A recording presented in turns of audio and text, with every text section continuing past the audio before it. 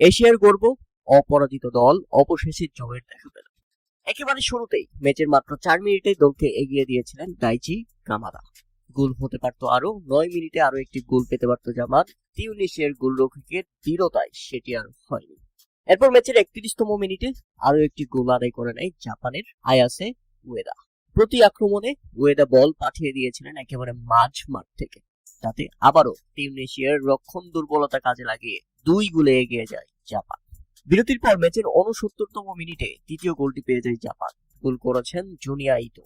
সবচেয়ে অবাক করা ব্যাপার হচ্ছে এক হালি গোল করে বসলো জাপান। ম্যাচের 83তম মিনিটে নিজেদের চতুর্থ গোলটি আদায় করে নেয় উয়েদা। এটি তার দ্বিতীয় গোল। তিউনিসিয়ার বিপক্ষে এত বড় ব্যবধান করবে জাপান সেটা কল্পনার বাইরে ছিল।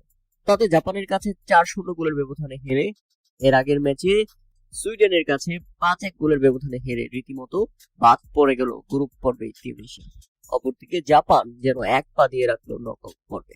দারুণ জয়, দারুণ উল্লাস তাদের।